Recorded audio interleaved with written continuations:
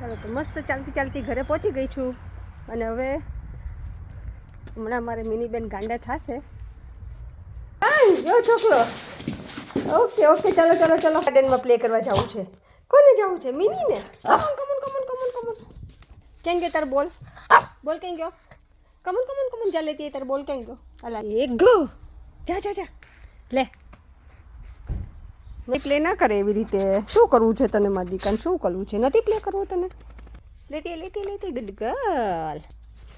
ઈચી ઈચી કરવી હતી મારી દીકાને. ઈચી ઈચી કરવી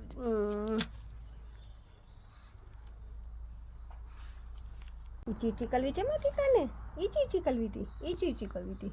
ઓકે ઓકે ઓકે.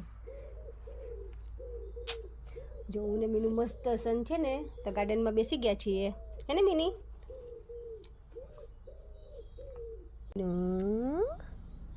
છે તો ચાલો જો હવે ગાર્ડનમાંથી હું ને મિની અંદર આવી ગયા છીએ. મિની અહીં એક સીડીમાં બેસી ગઈ છે હે ને મિની? અને હવે હું મસાલા ભીંડી બનાવી નાખીશ.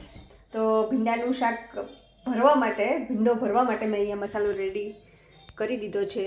તો અંદર મેં બધું આપણો સૂકા મસાલા હોય ને લસણની ચટણી, હળદર, મીઠું, ધાણા જીરું, દાળ શાકનો મસાલો અને એક્સ્ટ્રામાં મેં તલ નાખ્યા છે. તમને તો લોકોને તલ ભાવતા હોય તો એડ કરવાના, ના ભાવતા હોય તો નહીં કરવાના. તો પણ મેં નાખ્યા છે કારણ કે મને ભાવે એટલે. ભીંડાનું શાક તો બનાવવાની છું પણ કુકરની અંદર બનાવીશ. તમે લોકો ક્યારે બનાવ્યું છે? બનાવ્યું હોય તો પ્લીઝ કોમેન્ટ કરજો.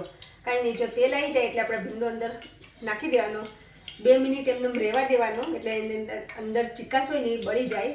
પછી કુકરનું ઢાંકણું બંધ કરી અને જેવી હવા ભરાય એટલે ગેસ બંધ કરી દેવાનું. એટલે ભીંડાનું શાક રેડી. હમણાં જો બની જાય તો હું તમને બતાવું. તેલ આવી ગયું છે તો હું અંદર હું ભીંડું નાખી દઉં.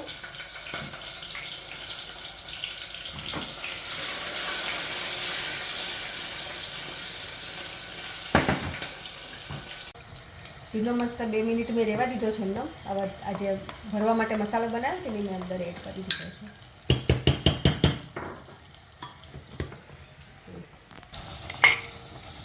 તો હવે આપણે ઉપરનું ઢાંકણું કરી દીધું બંધ. તો જો કુકરમાં હવા ભરાઈ ગઈ છે એટલે હવે જેવી સીટી ઊંચી થવાની તૈયારી થશે એટલે હું ગેસ બંધ કરી દઈશ.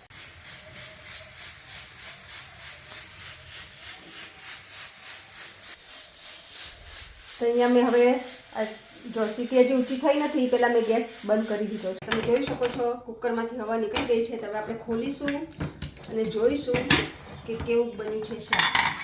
જો સેજ્જય બેઠું નથી, દેખાય છે તમને? અને મસ્ત શાક ચડી ગયું છે 5 જ મિનિટની અંદર. તમને કાઢીને બતાવું. ભીંડો પણ મસ્ત મજાનો ચડી ગયો છે. થઈ ગયું છે ને મસ્ત ભીંડાનું શાક રેડી. ચાલો જોઈએ તો મસ્ત મસાલા ભીંડી થઈ ગઈ છે રેડી. એટલે કે ભરેલા ભીંડાનું શાક થઈ ગયું છે રેડી. અને જોડે છે રોટલી અને શું કહે સલાડ અને અથાણું ને છાશ નથી પણ દહીં.